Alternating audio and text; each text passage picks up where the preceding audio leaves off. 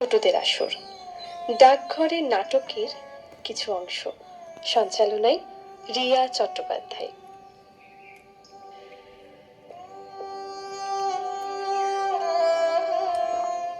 ছোটদের আসরে আকাশবাণী শান্তিনিকেতনের বিশেষ নিবেদন রবীন্দ্রনাথ ঠাকুরের লেখা ডাকঘর নাটকের বিশেষ কিছু অংশ।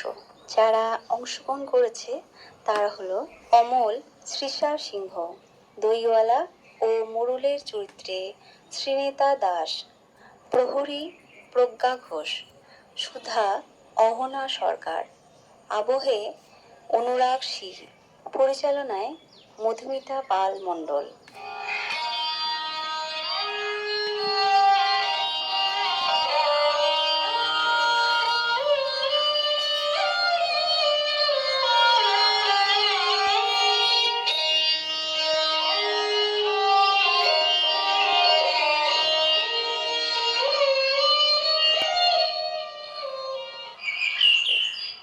দই দই ভালো দই, দইওয়ালা দইওয়ালা, ও দইওয়ালা, ডাকছো কেন? দই কিনবে? কেমন করে কিনবো, আমার তো পয়সা নেই। কেমন ছেলে তুমি, কিনবে না তো আমার বেলা বইয়ে দাও কেন? আমি যদি তোমার সঙ্গে চলে যেতে পারতুম তো যেতুম। আমার সঙ্গে?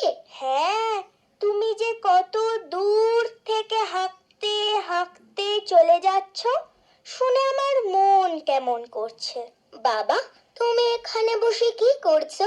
কবিরাজ আমাকে বেরোতে বারণ করেছে, তাই আমি সারা দিন এইখানেই বসে থাকি। আহা বাছা, তোমার কি হয়েছে? আমি জানি নে, আমি তো কিচ্ছু পড়িনি, তাই আমি জানি নে আমার কি হয়েছে। দইওয়ালা, তুমি কোথা থেকে আসছো? আমাদের গ্রাম থেকে আসছি। তোমাদের গ্রাম? অনেক দূরে তোমাদের গ্রাম? আমাদের গ্রাম সেই পাঁচমুড়া পাহাড়ের তলায় শ্যামলী নদীর ধারে। পাঁচমুড়া পাহাড়, শ্যামলী নদী, কি জানি, হয়তো তোমাদের গ্রাম দেখেছি, কবে সে আমার মনে পড়ে না। তুমি দেখেছো? পাহাড় তলায় কোনোদিন গিয়েছিলে নাকি? না, কোনোদিন যাইনি, কিন্তু আমার মনে হয় যেন আমি দেখেছি। অনেক পুরনো কালে খুব বড় বড় গাছের তলায় তোমাদের গ্রাম, একটি লাল রঙের রাস্তার ধারে। না? ঠিক বলেছো বাবা। সেখানে পাহাড়ের গায়ে সব গরু চড়ে বেড়াচ্ছে। কি আশ্চর্য, ঠিক বলছো, আমাদের গ্রামে গরু চড়ে বই কি, খুব চড়ে। মেয়েরা সব নদী থেকে জল তুলে মাথায় কলসি করে নিয়ে যায়, তাদের লাল শাড়ি পরা। বাহ বাহ, ঠিক কথা, আমাদের সব গয়লা পাড়ার মেয়েরা নদী থেকে জল তুলে তো নিয়ে যায়, তবে কিনা তারা সবাই যে লাল শাড়ি পরে তা নয়। কিন্তু বাবা, তুমি নিশ্চয় কোনোদিন সেখানে বেড়াতে গিয়েছিলে। সত্যি বলছি দইওয়ালা, আমি একদিনও যাইনি। কবিরাজ যেদিন আমাকে বাইরে যেতে বলবে সেদিন তুমি নিয়ে যাবে তোমাদের গ্রামে? যাব বই কি বাবা, খুব নিয়ে যাব। আমাকে তোমার মতো ওই রকম দই বেচতে শিখিয়ে দিও, ওই রকম বাঁক কাঁধে নিয়ে, ওই রকম খুব দূরে রাস্তা দিয়ে। মরে যায়, দই বেচতে যাবে কেন বাবা? এত এত পুঁথি পড়ে তুমি পণ্ডিত হয়ে উঠবে। না না, আমি কখনো পণ্ডিত হব না। আমি তোমাদের রাঙা রাস্তার ধারে, তোমাদের বুড়ো বটের তলায় গোয়ালপাড়া থেকে দই নিয়ে এসে দূরে দূরে গ্রামে গ্রামে বেচে বেচে বেড়াবো। কিরকম করে তুমি বলো? দই দই দই ভালো দই, আমাকে সুরটা শিখিয়ে দাও। হায় পোড়া কপাল, এই সুরও কি শেখবার সুর? না না, ও আমার শুনতে খুব ভালো লাগে, আকাশের খুব শেষ থেকে যেমন পাখির ডাক শুনলে মন উদাস হয়ে যায়, তেমনি ওই রাস্তার মোড় থেকে ওই গাছের সারির মধ্যে দিয়ে যখন তোমার ডাক আসছিল, আমার মনে হচ্ছিল, কি জানি কি মনে হচ্ছিল, বাবা এক ভাঁড় দই তুমি খাও। আমার তো পয়সা নেই। না না না না, পয়সার কথা বলো না। তুমি আমার দই একটু খেলে আমি কত খুশি হব। তোমার কি অনেক দেরি হয়ে গেল? কিচ্ছু দেরি হয়নি বাবা, আমার কোনো লোকসান হয়নি। দই বেচতে যে কত সুখ সে তোমার কাছে শিখে নিলুম। দই দই দই ভালো দই, দই দই দই ভালো দই। সেই পাঁচমোড়া পাহাড়ের তলায় শ্যামলী নদীর ধারে গয়লাদের বাড়ির দই। তারা ভোরের বেলায় গাছের তলায় গরু দাঁড় করিয়ে দুধ দই। সন্ধ্যা বেলায় মেয়েরা দই পাতে, সেই দই। দই দই দই ভালো দই।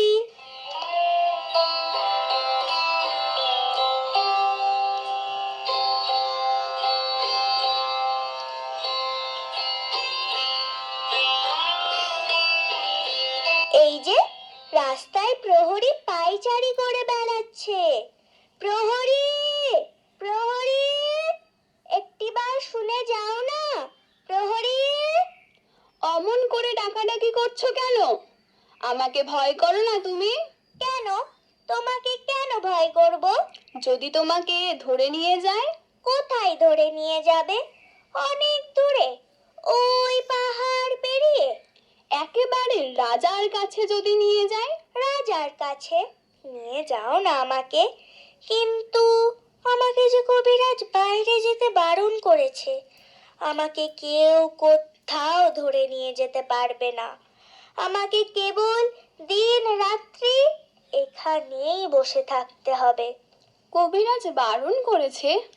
আহা, তাই বটে। তোমার মুখ যেন সাদা হয়ে গেছে, চোখের কোণে কালি পড়েছে, তোমার হাত দুখানিতে শিরগুলি দেখা যাচ্ছে। তুমি ঘন্টা বাজাবে না প্রহরী? এখনো সময় হয়নি। কেউ বলে সময় বয়ে যাচ্ছে, কেউ বলে সময় হয়নি। আচ্ছা, তুমি ঘন্টা বাজিয়ে দিলেই তো সময় হবে। সে কি হয়? সময় হলে তবে আমি ঘন্টা বাজিয়ে দিই। বেশ লাগে তোমার ঘন্টা, আমার শুনতে ভারী ভালো লাগে।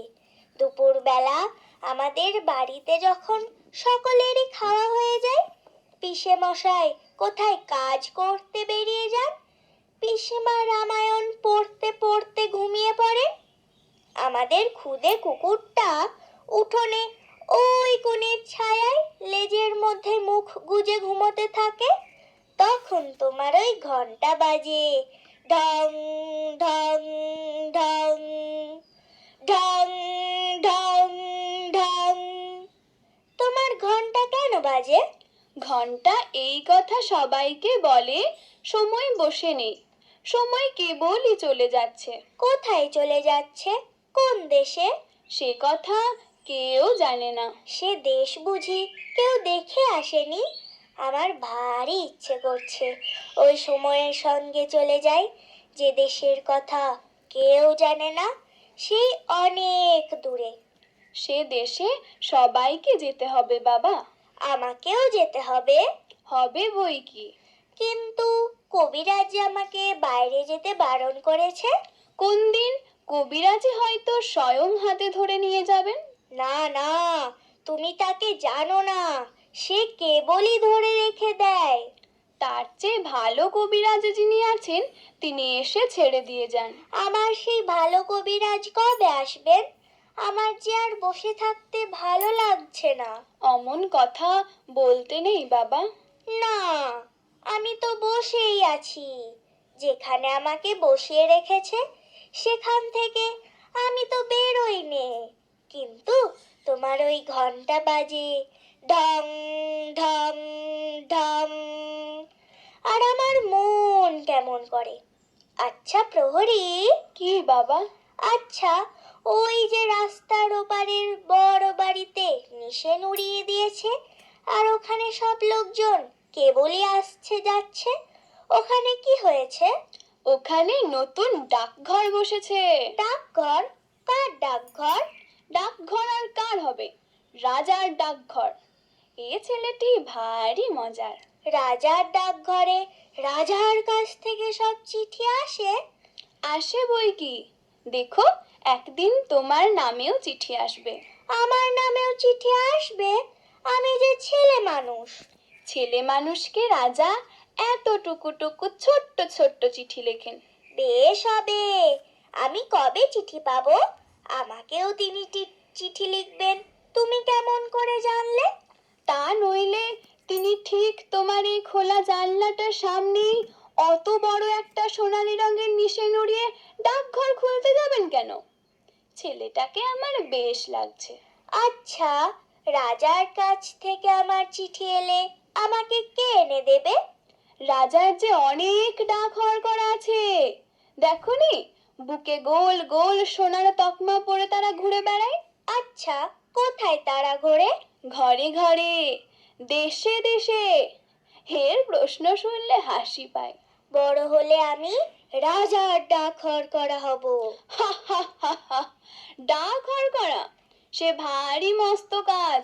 রোদ নেই, বৃষ্টি নেই, গরিব নেই, বড় মানুষ নেই, সকলের ঘরে ঘরে চিঠি বিলি করে বেড়ানো সে খুব জবর কাজ।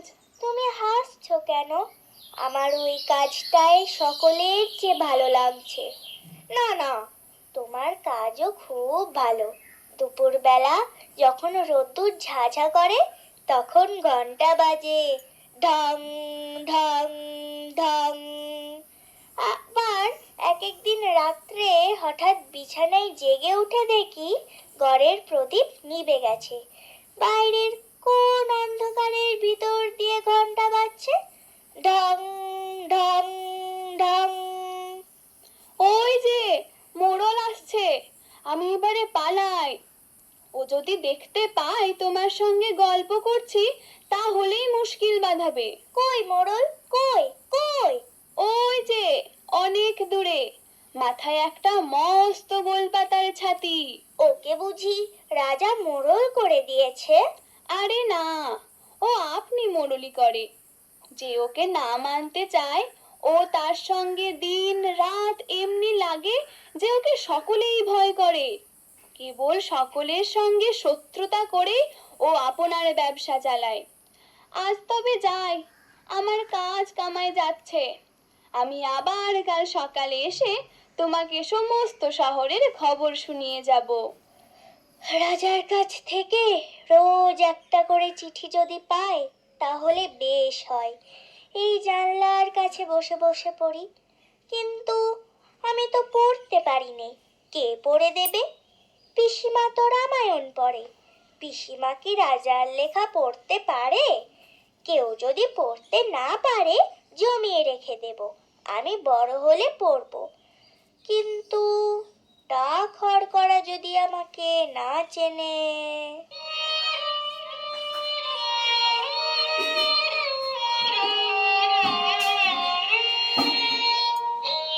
মোড়ল মশাই, ও মোড়ল মশাই, একটা কথা শুনে যাও। কে রে রাস্তার মধ্যে আমাকে ডাকাডাকি করে? কোথাকার বাঁদর এটা? তুমি মোড়ল মশাই, তোমাকে তো সবাই মানে। হ্যাঁ হ্যাঁ, মানে বই কি, খুব মানে। রাজার ডাকঘর করা তোমার কথা শোনে? না শুনে তার প্রাণ বাঁচে? বাসরে সাধ্য কি? তুমি ডাকঘর করাকে বলে দেবে আমারই নাম অমল। আমি এই জানলার কাছটাতে বসে থাকি।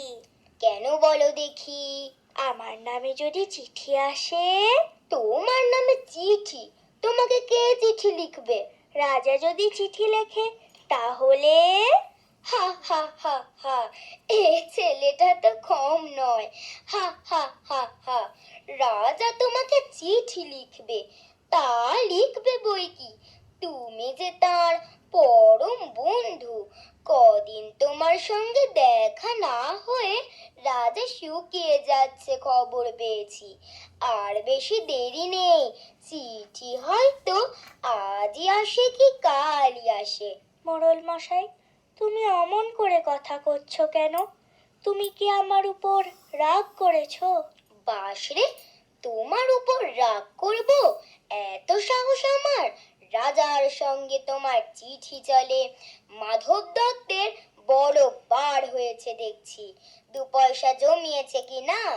এখন তার ঘরের রাজা বাদশার কথা ছাড়া আর কথা নেই। রোশনা, ওকে মজা দেখাচ্ছি।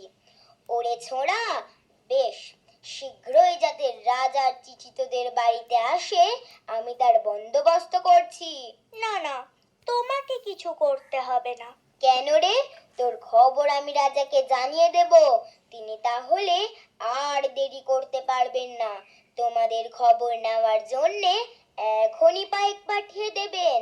না, মাধব দত্তর ভারী আস্পর্ধা, রাজার কানে একবার উঠলে দুরস্ত হয়ে যাবে।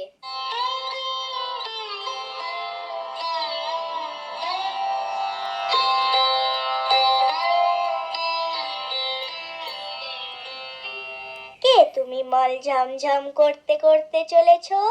একটু দাঁড়াও না ভাই। আমার কি আর দাঁড়াবার জো আছে? বেলা বয়ে যায় যে। তোমার দাঁড়াতে ইচ্ছা করছে না? আমারও আর এখানে বসে থাকতে ইচ্ছা করে না।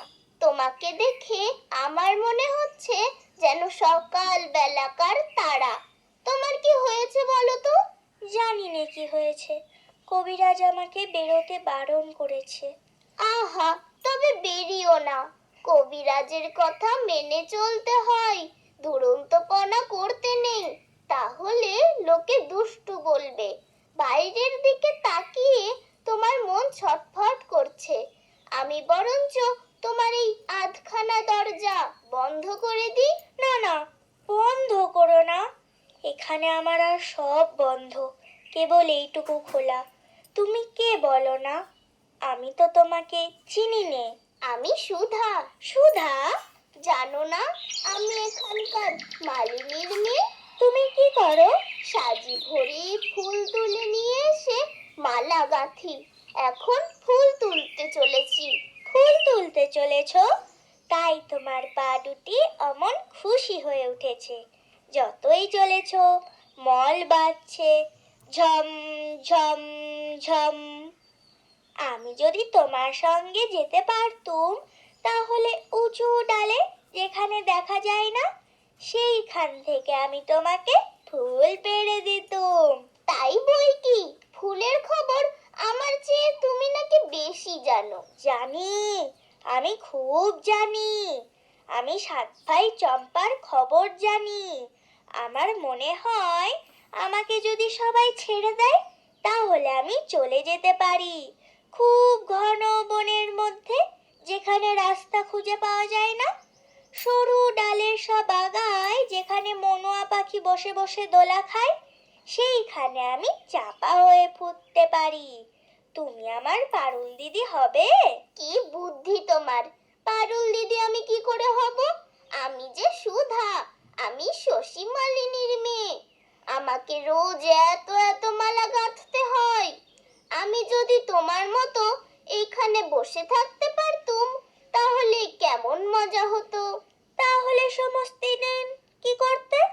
আমার বেনে বউ পুতুল আছে, তার বিয়ে দিতুম। আমার পুষি মেনি আছে, তাকে নিয়ে যাই। বেলা বয়ে যাচ্ছে, ফুল দেরি হলে ফুল আর থাকবে না। আমার সঙ্গে আর একটু গল্প করো না, আমার খুব ভালো লাগছে। আচ্ছা বেশ, তুমি দুষ্টুমি করো না, লক্ষ্মী ছেলে হয়ে এখানে স্থির হয়ে বসে থাকো। আমি ফুল তুলে ফেরবার পথে তোমার সঙ্গে গল্প করে যাব। আর আমাকে একটি ফুল দিয়ে যাবে? ফুল অমনি কেমন করে দেব? দাম দিতে হবে যে। আমি যখন বড় হব তখন তোমাকে দাম দেব। আমি কাজ খুঁজতে চলে যাব ওই ঝর্ণা পার হয়ে, তখন তোমাকে দাম দিয়ে যাব। আচ্ছা বেশ, তুমি তাহলে ফুল তুলে আসবে? আসবো। আসবে? আসবো। আমাকে ভুলে যাবে না? আমার নাম অমল, মনে থাকবে তোমার? না, ভুলবো না। দেখো, মনে থাকবে।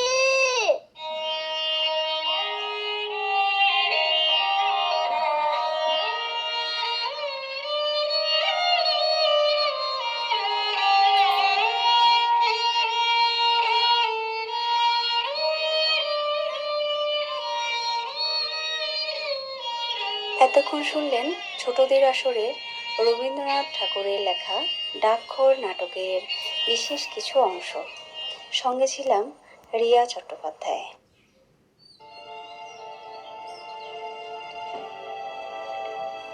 এতক্ষণ শুনলেন ছোটদের আসর ডাকঘর নাটকের কিছু অংশ। সঞ্চালনায় ছিলেন রিয়া চট্টোপাধ্যায়।